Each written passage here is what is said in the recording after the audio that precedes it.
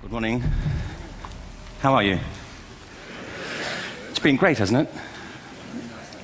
I've been blown away by the whole thing. In fact, I'm leaving.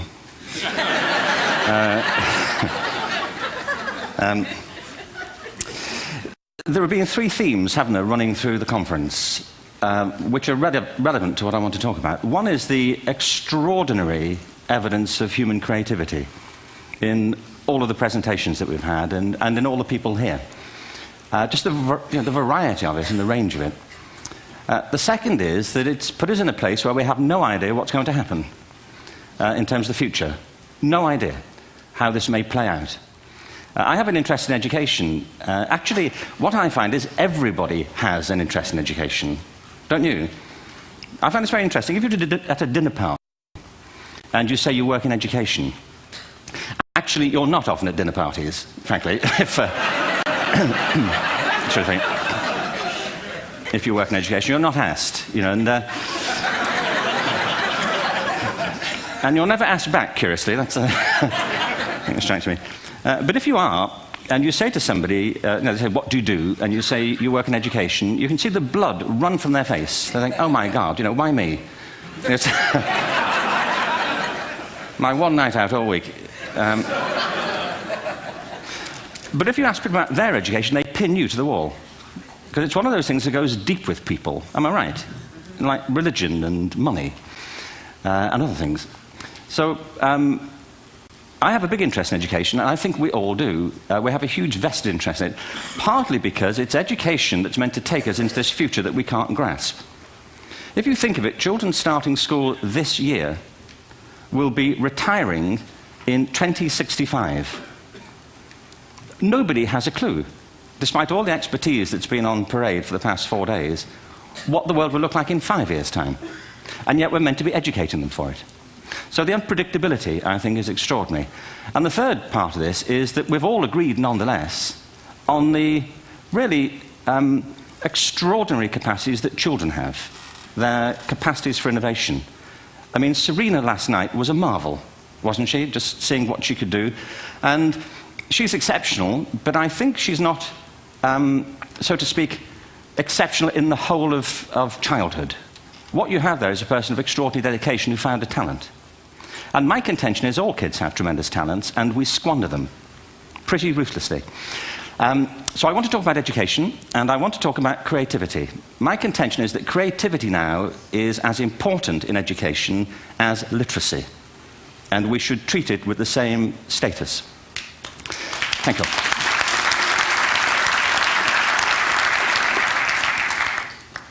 That was it, by the way. Thank you very much. So, 15 minutes left. Well, I was born... No, I had a great story recently, I love telling it, of a little girl who was in a drawing lesson. She was 6, and she was at the back drawing, and the teacher said this little girl hardly ever paid attention. And in this drawing lesson, she did. And the teacher was fascinated. She went over to her and she said, "What are you drawing?" And the girl said, "I'm drawing a picture of God." And the teacher said, "But nobody knows what God looks like." And the girl said, "They will in a minute."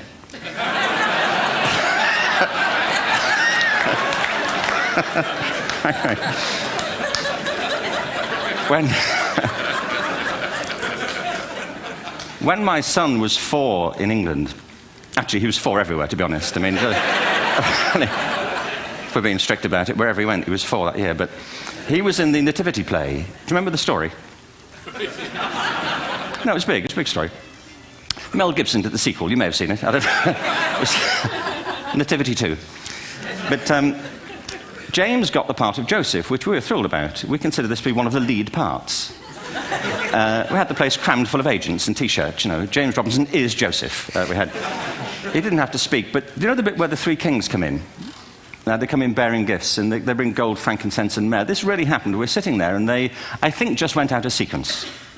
Because we talked to the little boy afterwards and said, "Are you okay with that?" And they said, "Yeah, why was that wrong?" They just switched. I think that was it. Anyway, the 3 boys came in, little 4-year-olds with tea towels on their heads, and they put these boxes down. The first boy said, "I bring you gold." And the second boy said, "I bring you myrrh." And the third boy said, "Frank sent this."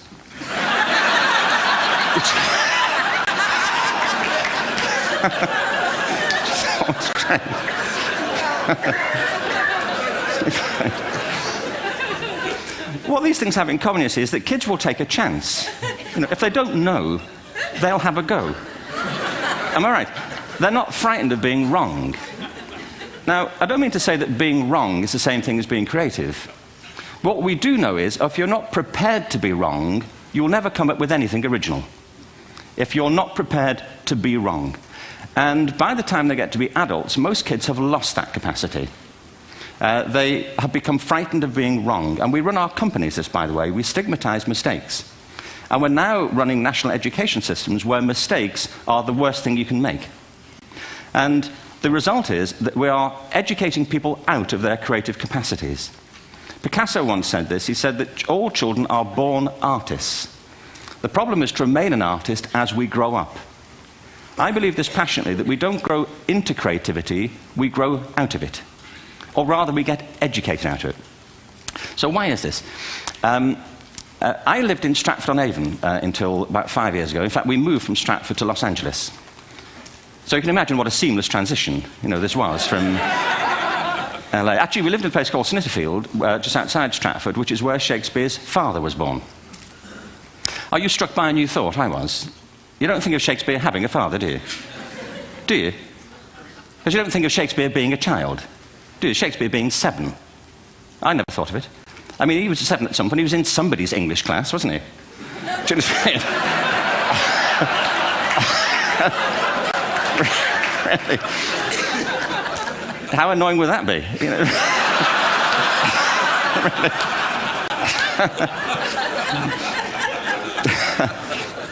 Must try harder.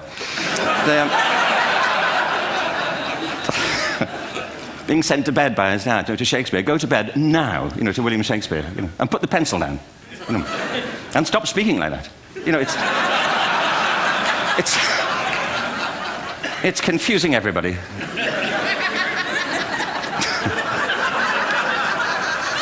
Anyway, we moved from Stratford to Los Angeles, and I just want to say a word about the transition. Actually, my son didn't want to come. I've got 2 kids. He's 21 now, and my daughter's 16. He didn't want to come to Los Angeles. He loved it, but he had a girlfriend in England. This was the love of his life, Sarah. He'd known her for a month. Mind you, they'd had their 4th anniversary by then, because it's a long time when you're 16. Anyway, he was really upset on the plane. He said, "I'll never find another girl like Sarah." And we were rather pleased about that, frankly, because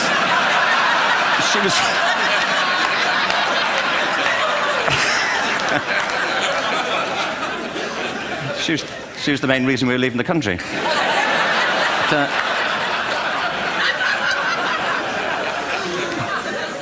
But something strikes you when you move to America and when you travel around the world. Every education system on Earth has the same hierarchy of subjects. Everyone, doesn't matter where you go. You think it would be otherwise, but it isn't. At the top are mathematics and languages, then the humanities, and at the bottom are the arts, everywhere on Earth. And in pretty much every system, too, there's a hierarchy within the arts. Art and music are normally given a higher status in schools than drama and dance. There isn't an education system on the planet that teaches dance every day to children the way we teach them mathematics. Why? Why not? I think this is rather important. I think maths is very important, but so is dance. Children dance all the time if they're allowed to. We all do. We all have bodies, don't we? Did I miss a meeting? I mean, I think... Truthfully, what happens is, as children grow up, we start to educate them progressively from the waist up. And then we focus on their heads, and slightly to one side. If you were to visit education as an alien and say, what's it for, public education, I think you'd have to conclude, if you look at the output, who really succeeds by this? Who does everything they should? Who gets all the brownie points? Who are the winners? I think you'd have to conclude the whole purpose of public education throughout the world is to produce university professors. Isn't it? They're the people who come out the top. And I used to be one. So there. And I like university professors, but, we shouldn't hold them up as the high watermark of all human achievement. They're just a form of life. Another form of life. But they're rather curious, and I say this out of affection for them. There's something curious about professors. In my experience, not all of them, but typically, they live in their heads. They live up there, and slightly to one side. They're disembodied, in a kind of literal way. They look upon their body as a form of transport for their heads. It's... Don't they? It's a way of getting their head to meetings.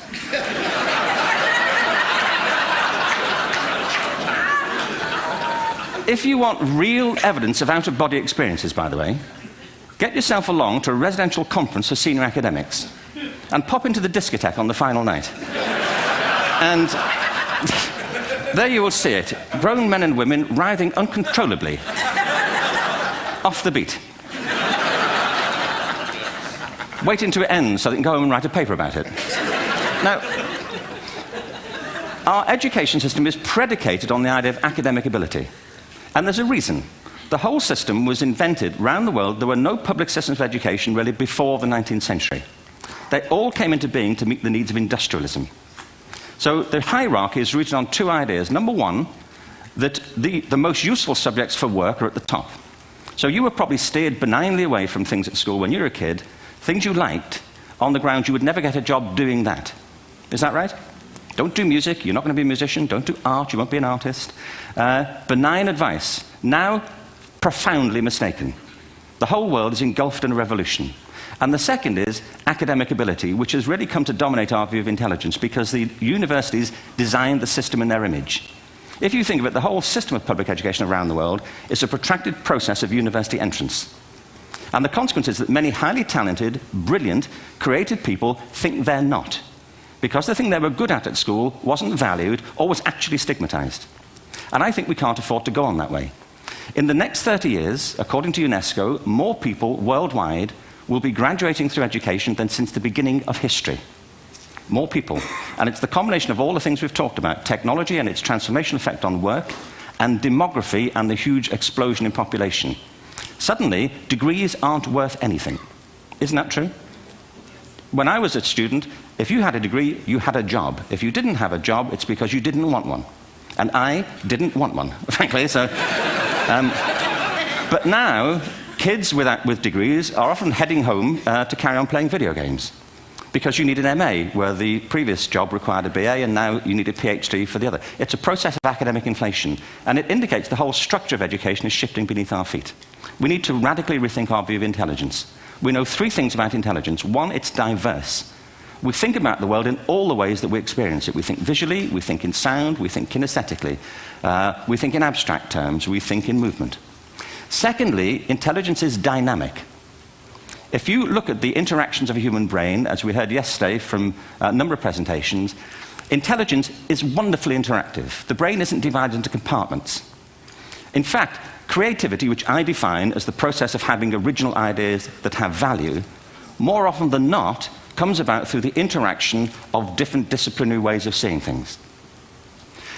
The brain is intentionally... By the way, there's a shaft of nerves that joins the two halves of the brain called the corpus callosum. It's thicker in women. Following on from Helen yesterday, I think this is probably why women are better at multitasking. Because you are, aren't you? There's a raft of research, but I know it from my personal life. If my wife is cooking a meal at home, which is not often, thankfully, but if she's doing... she's good at some things. But if she's cooking, she's dealing with people on the phone, she's talking to the kids, she's painting the ceiling, she's doing open-heart surgery over here.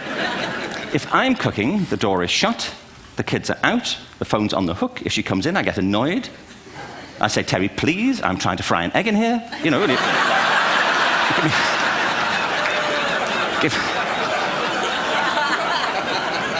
Give me a break. Actually, there was do you know that old philosophical thing? If a tree falls in a forest and nobody hears it, did it happen? Remember that old chestnut?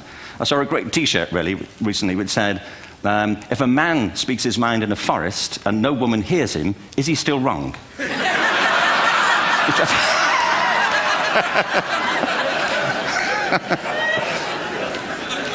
And the third thing about intelligence is it's distinct. I'm doing a new book at the moment called Epiphany, which is based on a series of interviews with people about how they discovered their talent. I'm fascinated by how people got to be there. It's really prompted by a conversation I had with a wonderful woman who most people have never heard of. She's called Gillian Lynn. Have you heard of her? Some have. She's a choreographer, and everybody knows her work. She did Cats. and Phantom of the Opera. She's wonderful. I used to be on the board of the Royal Ballet in England, as you can see. And anyway, Jill and I had lunch one day. I said, how'd you get to be a dancer? And she said it was interesting. When she was at school, she was really hopeless. And the school in the 30s wrote to her parents and said, we think Gillian has a learning disorder. She couldn't concentrate, she was fidgeting. I think now they'd say she had ADHD. Wouldn't you? But this was the 1930s, and ADHD hadn't been invented, at this point, so it wasn't an available condition. People weren't aware they could have that. Anyway, she went to see this specialist. So this oak-panelled room, and she was there with her mother, and she was led and sat on this chair at the end, and she sat on her hands for 20 minutes while this man talked to her mother about all the problems Gillian was having at school. And at the end of it, because she was disturbing people, her homework was always late and so on, little kid of 8, in the end, the doctor went and sat next to Gillian and said, Gillian, I've listened to all these things that your mother's told me. I need to speak to her privately. So he said, wait here, we'll be back, we won't be very long, and they went and left her. But as they went out the room, he turned on the radio that was sitting on his desk. And when they got out the room, he said to her mother, just stand and watch her. And the minute they left the room, she said she was on her feet, moving to the music. And they watched for a few minutes, and he turned to her mother, and he said, Mrs. Lynn, Gillian isn't sick, she's a dancer. Take her to a dance school. I said, what happened? He said, she did. I can't tell you how wonderful it was. We walked in this room, and it was full of people like me. People who couldn't sit still. People who had to move to think. Who had to move to think. They did ballet, they did tap, they did jazz, they did modern, they did contemporary. She was eventually auditioned for the Royal Ballet School. She became a soloist. She had a wonderful career at the Royal Ballet. She eventually graduated from the Royal Ballet School, found her own company, the Gillian Dance Company, met Andrew Lloyd Webber. She's been responsible for some of the most successful musical theatre productions in history.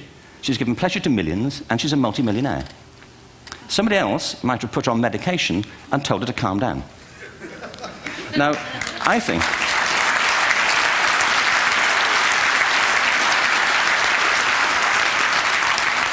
What I think it comes to is this. Al Gore spoke the other night about ecology and the revolution that was triggered by Rachel Carson. I believe our only hope for the future is to adopt a new conception of human ecology, one in which we start to reconstitute our conception of the richness of human capacity. Our education system has mined our minds in the way that we've strip-mined the earth for a particular commodity, and for the future, it won't serve us. We have to rethink the fundamental principles on which we're educating our children. There was a wonderful quote by Jonas Salk, who said, if all the insects were to disappear from the earth, within 50 years, all life on earth would end. If all human beings disappeared from the earth, within 50 years, all forms of life would flourish. And he's right. What TED celebrates is the gift of the human imagination. We have to be careful now that we use this gift wisely and that we avert some of the scenarios that we've talked about. And the only way we'll do it is by seeing our creative capacities for the richness they are and seeing our children for the hope that they are. And our task is to educate their whole being so they can face this future. By the way, we may not see this future, but they will. And our job is to help them make something of it. Thank you very much. Bravo. Here, here.